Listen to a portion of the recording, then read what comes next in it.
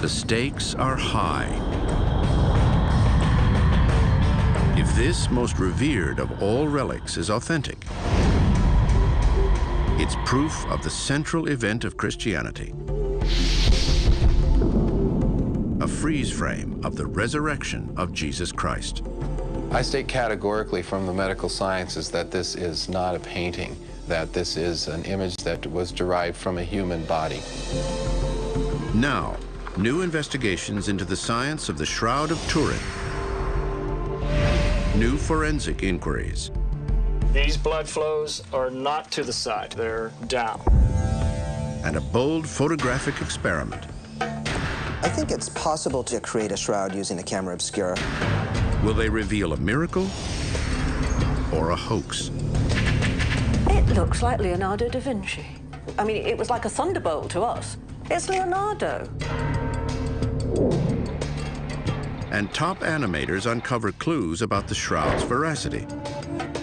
And this is the front side of him. As they try to render in 3 dimensions what may be the clearest picture of Jesus anyone has ever seen.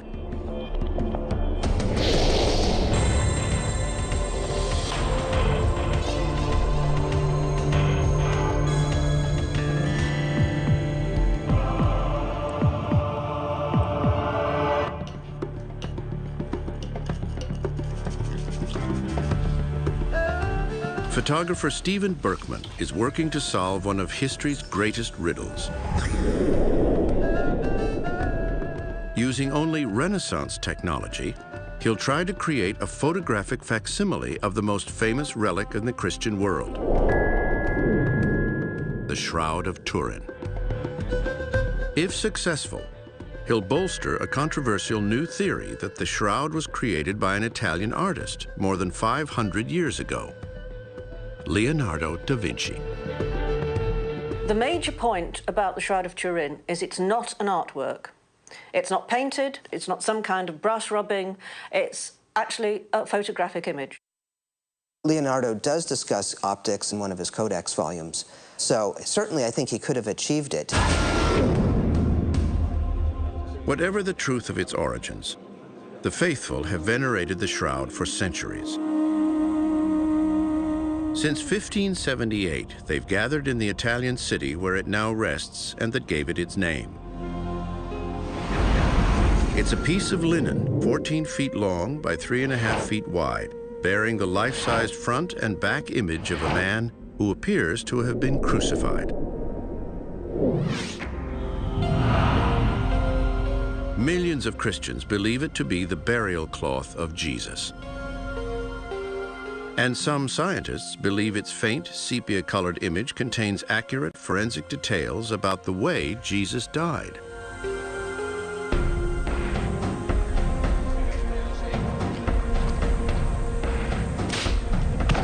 Signs of a brutal whipping on his legs, and the abrasions of the cross on his back. The marks where the crown of thorns pierced his forehead. Wounds made by the nails in his wrists and feet.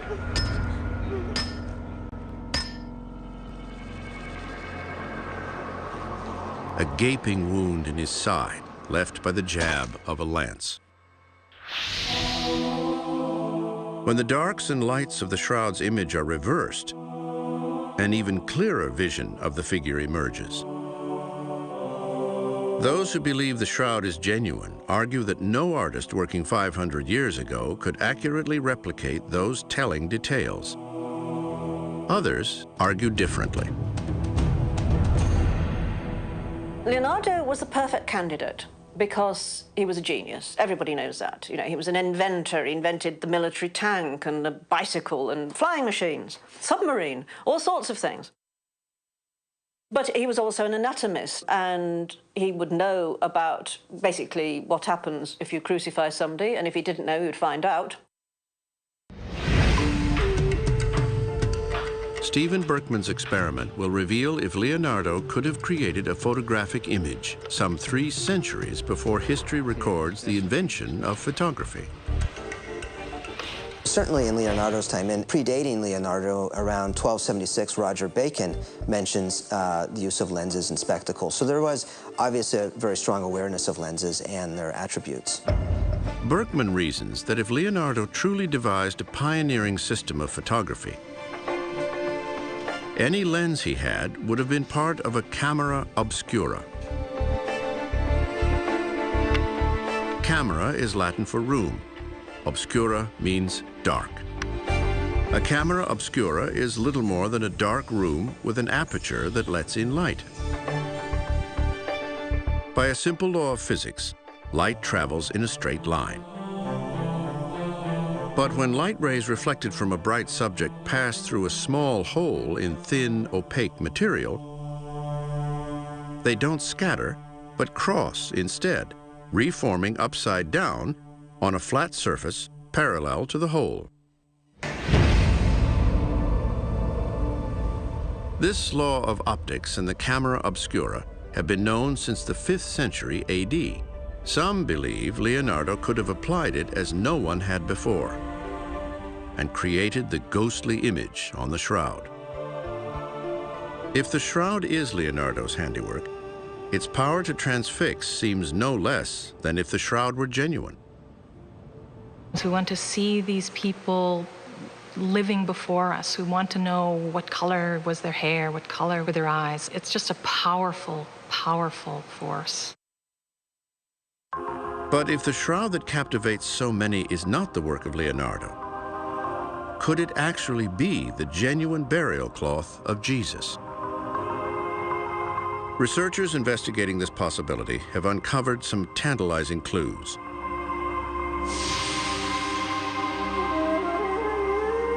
Biblical accounts tell us that Jesus was entombed according to Jewish tradition. After he was taken down from the cross, he was wrapped in a body-length burial linen. And in the Gospel of Mark, after the horrific death of Jesus, the women come and the tomb is empty. And in the original ending of Mark, it says they looked in, he was gone, and they ran away and they were frightened out of their wits. ... If the biblical accounts are accurate, Jesus' tomb was not entirely empty. It still contained his burial cloth, but the New Testament makes no mention of any image miraculously left upon it. It was not until decades after Jesus' death in the 1st century that Christian texts mentioned an image. The texts made reference to a cloth kept in Edessa in eastern Turkey. Then the elusive trail of the shroud ran cold for more than 1,000 years. In 1355, the shroud suddenly reappeared. A cloth called the True Burial Sheet of Christ was exhibited to great acclaim in the French village of Liry, 120 miles southeast of Paris. The shroud was privately owned by a French family, the de Charnys. They were associated with the Knights Templar, a secretive military order known for protecting and trading in relics.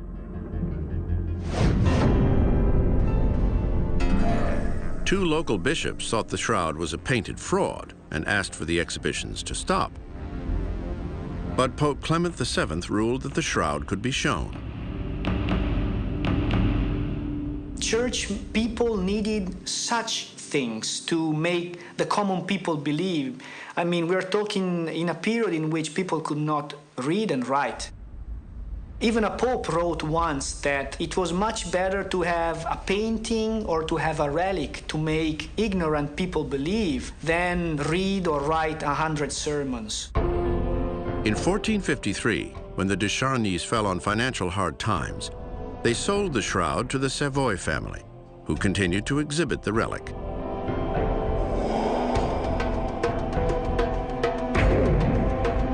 But in Vercelli, Italy, in 1494, proponents of the Leonardo theory claim a new shroud went on display. The one put on display in 1494 was quite clearly a different one from the one denounced much earlier as a painted fraud. And this one is Leonardo's one. This one is the Shroud of Turin that we have today. If Leonardo combined new and secret photographic technology with a bit of paint or even blood to add details, his shroud would have seemed nothing less than miraculous. To test the Leonardo theory, Stephen Berkman builds his own large camera obscura out of black cloth. Then, using chemicals that were available to Leonardo, common salt and silver nitrate, Berkman makes a light-sensitive emulsion and applies it to the same type of linen used for the shroud, a 3-to-1 herringbone twill.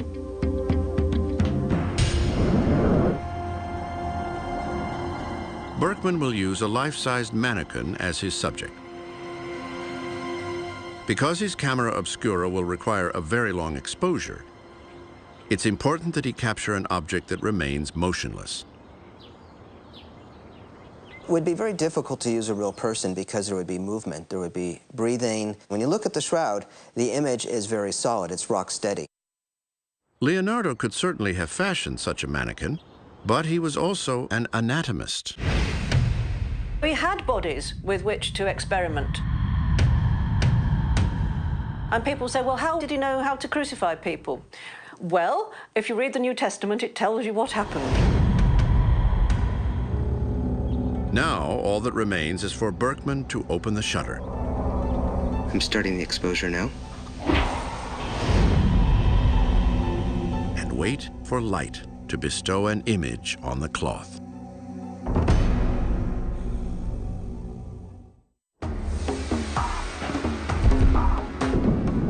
Did Leonardo da Vinci fabricate the revered Shroud of Turin? Could he have used a Renaissance-era photographic process 300 years before the invention of photography in the 19th century? Photographer Stephen Berkman is trying to answer these questions by creating his own shroud image with the tools and technology available to Leonardo. If Berkman succeeds, it'll lend credence to the notion that Leonardo may have created the shroud image by taking the world's first photograph. But if Leonardo pioneered his own method of photography 300 years before the birth of photography, how has evidence for such a breakthrough discovery eluded his biographers? The answer may lie in Leonardo's secretive ways. In some of his journals, he wrote in a mirrored handwriting to conceal his meaning. Advocates of the Leonardo shroud theory contend that he had compelling reasons for keeping his achievements in photography a dark secret. The fact that there are no records of him succeeding creating a photographic image is because basically it would have had him killed. Because the church really hated anything that smacked of what we would call photography. Perhaps one way of looking at it is working with these chemical compounds. You might be considered an alchemist or a witch. That could be problematic at the time. Those who argue that Leonardo created the shroud believe the key factor to be his combative relationship with the Catholic Church. They say this motivated him to become a Renaissance prankster who slyly laced his paintings with subversive messages. Dan Brown's best-selling novel, The Da Vinci Code, surmised that Leonardo's Last Supper might depict Mary Magdalene as an additional apostle and the wife of Jesus, which suggests that the artist felt there was more to Mary than the Bible told. In the same vein, some scholars believe Leonardo's The Virgin of the Rocks is a subversive tribute to St. John the Baptist. John, they point out, is in the exalted position closest to the Virgin Mary. Jesus is farther away and appears somewhat shrunken. Leonardo held astonishingly heretical views. Leonardo was, in fact, a Johannite, somebody who believed in not the divinity, but in the superiority of John the Baptist to Jesus. If Leonardo did craft the shroud as a hoax, an intriguing discovery made in 1898 provided the first clue as to how he may have done it. An Italian lawyer, Secondo Pia, gained permission to take the first photograph of the shroud. He was startled when he viewed the negatives. The face and form of Jesus seemed to be more clearly visible than ever before. Was this an indication that a photographic process was used to create the image? Stephen Berkman is now ready to see if his experiment can help answer this question. For 43 days, his camera obscura has been focused on a mannequin. Now, finally, it's time to take a look inside.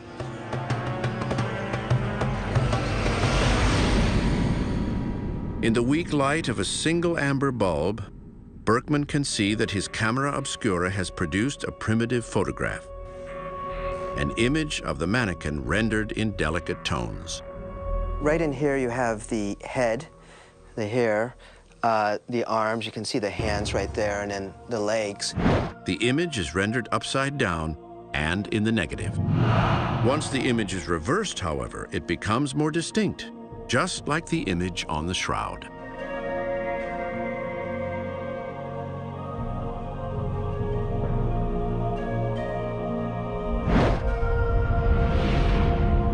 Berkman has shown that it's possible to create a photograph using the technology of Leonardo's time.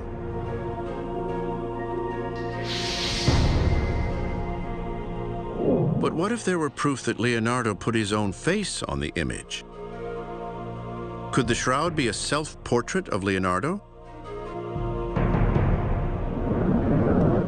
The astonishing thing is, if you look objectively at the image of the Shroud of Turin, even some of the people who still believe it's literally the image of Jesus, even they have murmured among themselves, it looks like Leonardo da Vinci. I mean, it was like a thunderbolt to us. It's Leonardo. It's actually a very distinctive face, a long, thin face with a very long, knobbly nose, you know, and the way that the hair grows on the cheeks, all sorts of things. You can compare it visually. Adherents to the Leonardo theory believe he added paint to the image, altering it to resemble himself.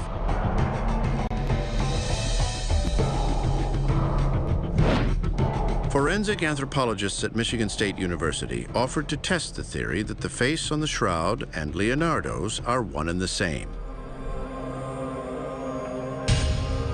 The methodology that we used in this case was forensic image comparison, and it's a two-step process that we use. The first process is a side-by-side analysis, which we call photo-photo analysis or image-image analysis. The second step of our analysis is a superimposition process. When we superimpose, our main goal is to, first of all, line up a series of landmarks that are clearly defined on the face. What we want to do is be able to have two images that are virtually identical as we fade from one to the other. Before using this technique to compare a portrait of Leonardo to the image on the shroud, Todd Fenton and Norman Sauer illustrate the process by comparing two different sketches of Leonardo drawn decades apart. When we did the superimposition, we were able to show that the proportionality was virtually identical between the earlier and the later purported images of Leonardo. If this were a forensic case, we would say that the evidence is compelling that they were the same person. The forensic analysts apply a similar technique to an image of the shroud and a portrait of Leonardo da Vinci. Because of the different angles on the face, these two images can't be put through the superimposition test. But they can be subjected to a side-by-side analysis. First, they line up the eyes. Then they look at the nose position, and the proportionality holds. Finally, the mouth. Again, the proportionality holds. The basic results of our analysis comparing the face from the shroud and the image of Leonardo da Vinci is that we cannot exclude them as a match. But they find still more congruencies. And I think a very interesting part of our analysis that was subsequent to the facial proportionality analysis found that there are facial feature similarities between the two images. Provocative evidence, but not convincing. Just because the face from the shroud and a young Da Vinci portrait share facial proportionalities does not mean that they are the same individual. The facial analysis data represent the same kind of tantalizing yet inconclusive results that have plagued shroud scholars for decades. On February 19, 1976, physicist John Jackson wanted to prove that the shroud image could have been imprinted on the cloth while it lay over a three-dimensional object, such as a body. He examined the shroud using a VP8 image analyzer. Originally developed by the military to interpret satellite photos, the VP8 showed Jackson what he believed to be a primitive map of the shroud's spatial data. The image intensity, the brightness of the image, varies from point to point. So, for example, the nose is brighter, say, than the cheeks. And I think what's significant about this is that this shows the idea that the cloth was over a three-dimensional body, that we can, with one single relationship between intensity and distance, compute the actual intensity levels that we see on the shroud. Now, decades after Jackson's experiments, artists at a top Los Angeles graphics and animation company believe they can use vastly more powerful computers to go beyond Jackson's 1976 3D modeling. They consult with Barry Schwartz, a photographer who has documented the shroud extensively. So this is a real challenge for a 3D guy who's used to nicely sharp, rendered, full three-dimensional edges on everything. Well, also, they want to create nothing less than an accurate three-dimensional model of the shroud figure. Here, no one knows what we're going to get. The first step is to take out the color. Then the animators go to a negative image, a black-white reversal. After that, the animators remove unneeded visual information, such as folds in the cloth. Once we start to take that away, the image in the middle really comes to life. It really starts to pop out, and you start to see the figure. They must also remove large triangular markings near the shoulders. These are scorches left by a fire that almost destroyed the shroud in 1532. The next step for this is basically to elevate this, because what this is black and white data, and it's elevation data, where you have the blacks being low and the whites being high. It'll give us basically like the same thing you see in a topographical map. Right. And it's that's sort what of we're making. A density stretch. It is a density stretch, Right. because all the data is already in there. We're simply using software to allow it to intuitively stretch it. The animators are embarking on a journey of discovery. But like others who came before them, they're also headed into the heart of controversy.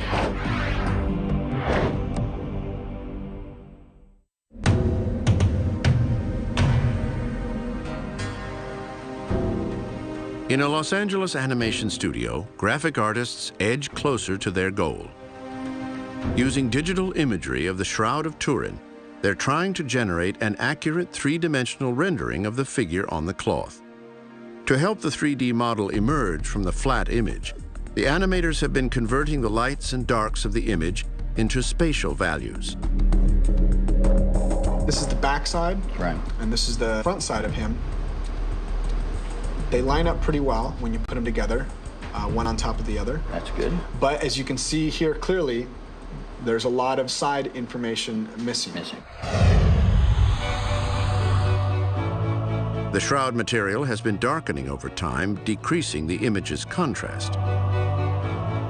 This complicates the animator's task. But for those who believe the shroud is truly Jesus' burial cloth, the ghostly quality only enhances its powerful appeal.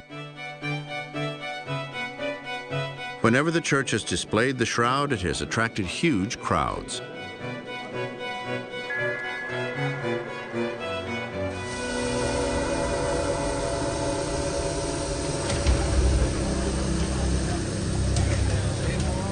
More than 3 million people flocked to the cathedral in Turin during its last public exhibition in 2000.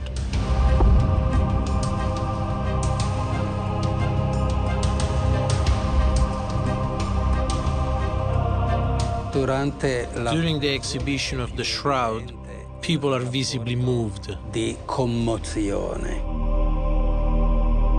They usually pray and sometimes are moved to tears. Si commuovono.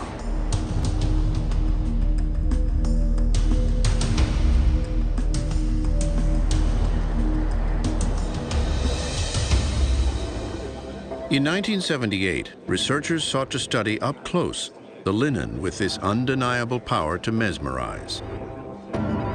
Italy's King Umberto II granted their request. On September 30th, 1978, the Shroud of Turin research project, known as STURP, arrived in Turin with 80 cases of scientific equipment.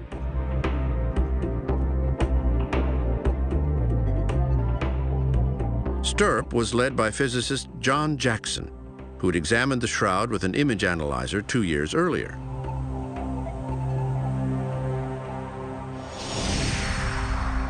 We assembled an essentially volunteer team of scientists from different laboratories like Sandia National Laboratory, Jet Propulsion Laboratory, Los Alamos National Laboratory, some scientific industries like Oriel Corporation, some universities, all coming together with various expertise that we could bring to study the shroud with then high technology equipment.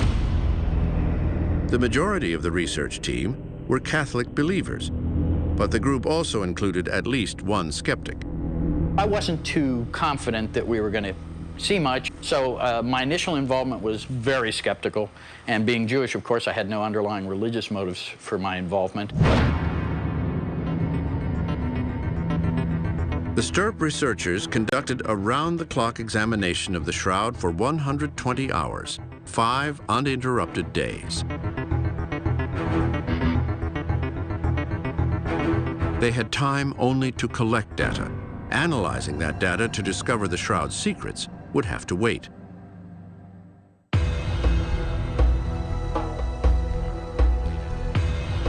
One of the most provocative tests, performed on tape-lifted fiber samples, was conducted 3 months later by Dr. Walter McCrone. McCrone, who died in 2002, was a world-renowned expert in microscopic analysis with a background in artwork authentication. Using a microscope, he examined the fibers and identified pigment particles. He found that on the image was a significant amount of red ochre and vermilion pigment, certainly red ochre in the body areas, and with the vermilion for sure in the blood areas, and traces of rose madder, and he found traces of a collagen tempera binder. McCrone concluded that the shroud image was a painting, and added that there was no trace of blood on the shroud. But other researchers came forward to say that he was wrong. Just because the shroud contained some paint, they insisted, didn't mean it was a painting. During the Middle Ages, there are a large amount of copies made of the shroud, and they were made as copies. You know, nobody was trying to fool anybody into thinking that that was an original. And just after they'd been painted, the ones that were painted in the presence of the original shroud, using it as a model, you know, as soon as it was finished, they would be very quickly pressed to the original. That's called a secondary relic. So it had contact with the original, and that left tiny flakes of paint on the shroud. McCrone's conclusion that there was no blood on the shroud was challenged by scientists in 1980. Dr. Alan Adler, a member of STURP, performed sensitive chemical tests on shroud fibers and found what he was certain were blood proteins.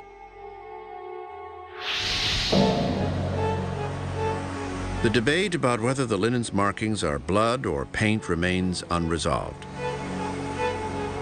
But many scientists believe that the real key to solving the mystery of the shroud lies in answering an altogether different question.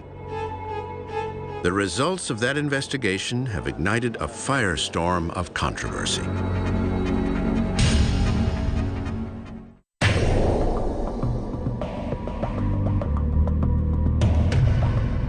The riddle of the shroud has obsessed many scientists and researchers.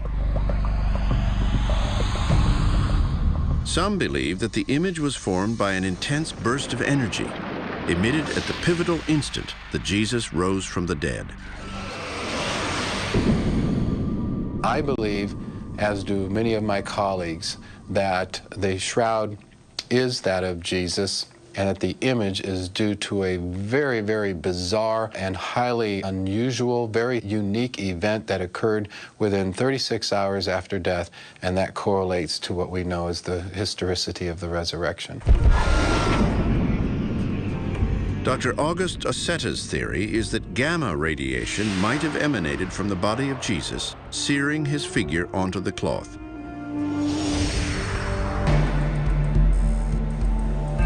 To test his theory, he injected himself and other volunteers with radioactive isotopes in doses he says are at harmless levels. It diffuses throughout the body, such as oxygen would, and when the gamma scanner scans the subject, it's actually able to analyze the voltage at any part of the body. You can get some very objective similarities between our nuclear image results and the shroud. While Osseta contends that his research may unravel the riddle of the shroud, other scientists in the 1980s reasoned that the most direct path to the truth was to determine the shroud's age using carbon dating. In October 1987, the Vatican authorized scientists to cut a small sample from the world's most famous relic. Carbon dating requires burning the sample to recover its carbon in the form of carbon dioxide gas. Because the shroud is made of linen, a plant material, it contains isotopes of carbon-14 and carbon-12. Carbon-14 decays at a known rate, while carbon-12 doesn't decay at all. To determine the age of the shroud, scientists had to calculate the ratio of carbon-14 to carbon-12 in the linen. Procedurally, that sort of measurement is pretty darn routine. Almost every lab in the world that does radiocarbon dating can do that sort of work with reasonably good accuracy and precision. The sample was divided into 3 pieces and analyzed by carbon dating labs in Zurich, Oxford, and Tucson. On September 18, 1988, the media reported the results.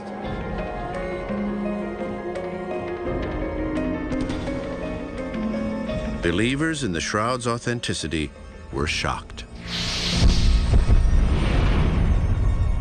According to the analyses, the Shroud of Turin was created between 1260 and 1390 AD.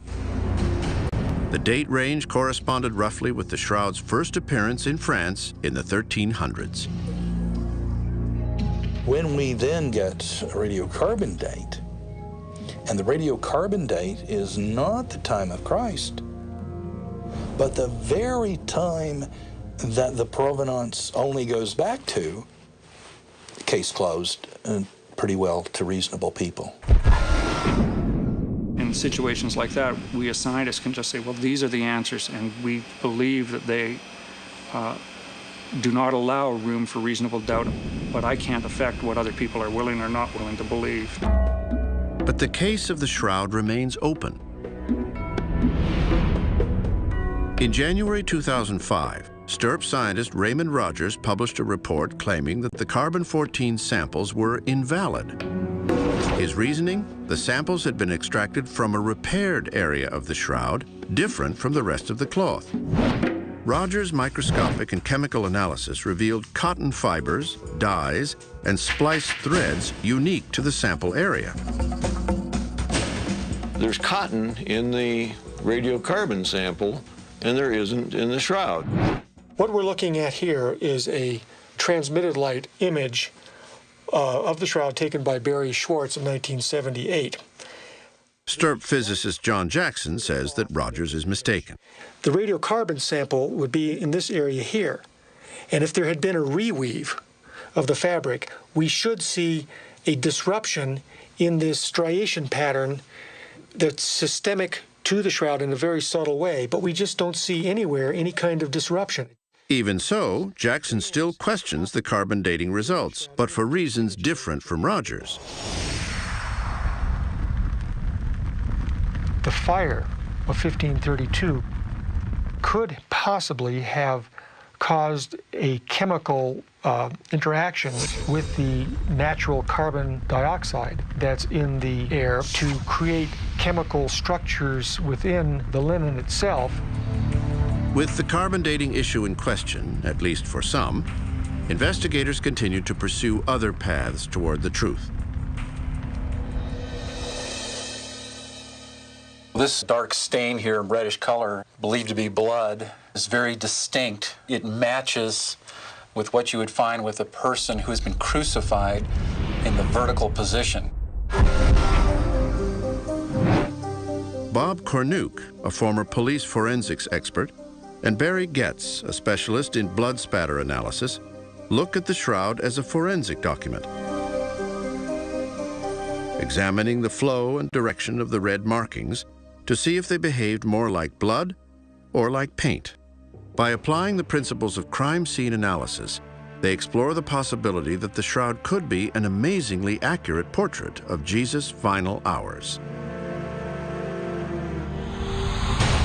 They carefully analyze the direction of the markings' flows and the location of purported blood clots, and detect clues they say bolster the notion that the cross abraded the back of Jesus. You see the very distinct cut marks or abrasions, and then right in here we have a very dark marking, and it's very similar to if you had cut yourself and then taken sandpaper and rubbed it over that. So this is consistent with what you would find a big beam on the back of Christ and rubbing on his back as he's either carrying it or crucified on the cross. These forensic experts reasoned that the markings could conceivably provide a timeline to Jesus' torture, indicating which blows were inflicted while he was standing. These blood flows are not to the side, they're down. And which were landed while his body was horizontal or prone. This would be from the body being in a horizontal position, perhaps up on one side where you have blood flows across the body.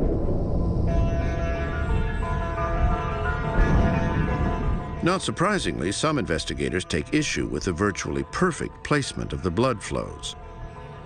If you wound the scalp, you mat the hair against the head. It doesn't levitate to the outside of the locks and flow in neat rivulets on the outside of the locks.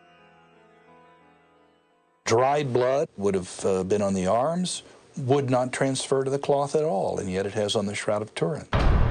In the end, pursuing the truth by following a trail of blood leads only to more questions. Our extrusion seems to be... The animation team hopes to do better, but they're about to encounter some startling inconsistencies.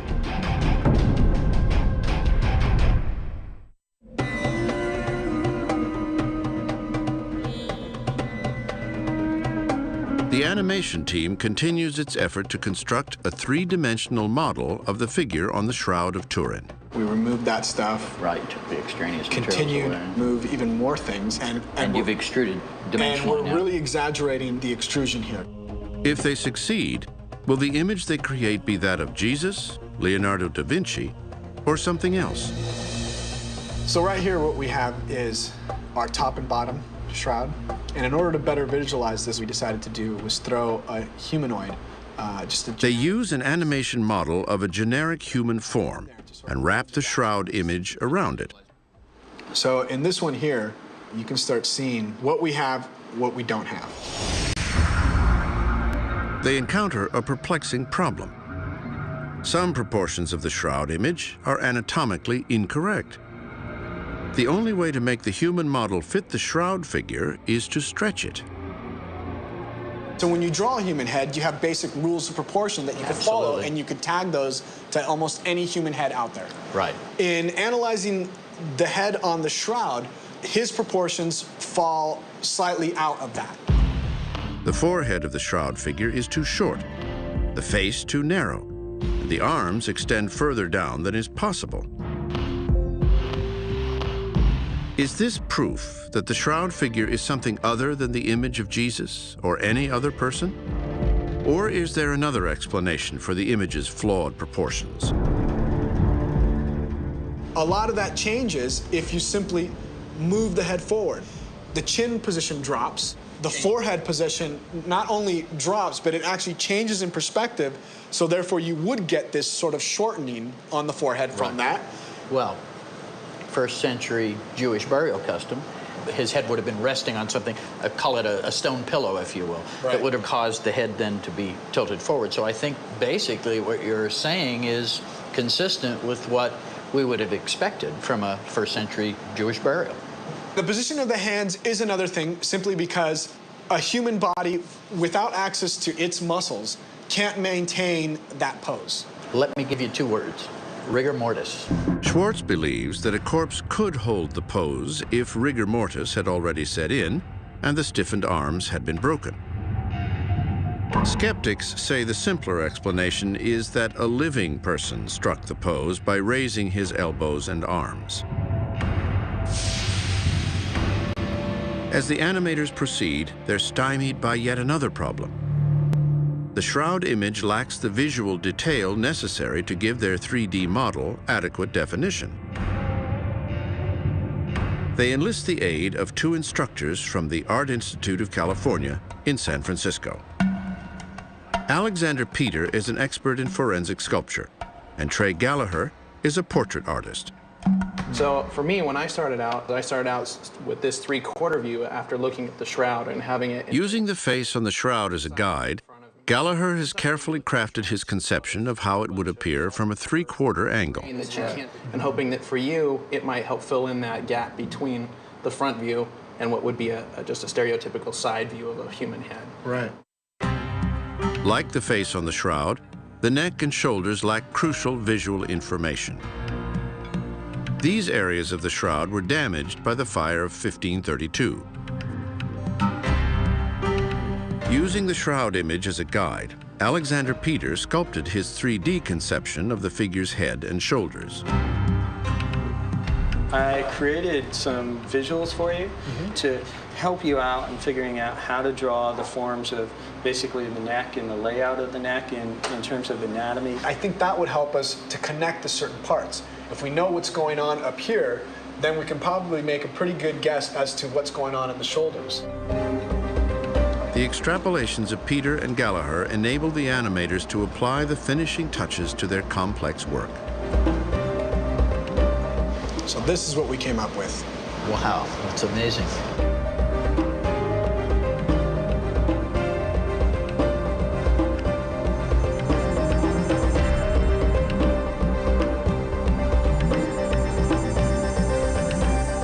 Whatever is seen in this final image, as in the shroud itself, lies in the eye of the beholder. As it has in the past, the mystery of the linen cloth with the ghostly image still defies solution. Analyzed by forensic experts, it has stubbornly refused to be defined categorically as art or as a miracle. I think we have to be very humble about the limits of our knowledge. And our science at this moment can't answer all questions that we put to it. And I have to say I have many unanswered questions about the shroud. Like a mirror, for some it has reflected what we know, for others, what we believe. As a scientist, I would make the statement that the radiocarbon ages that were obtained accurately reflect the age of the pieces that were dated. And if you don't accept those answers, there's not a lot we can do about it. That's your decision. What really matters is, can you look at this cloth and think about this cloth, and how does it move you? How does it change you? Does it open your heart? Does it close your heart? I mean, it closes some minds and it opens some hearts. It does both.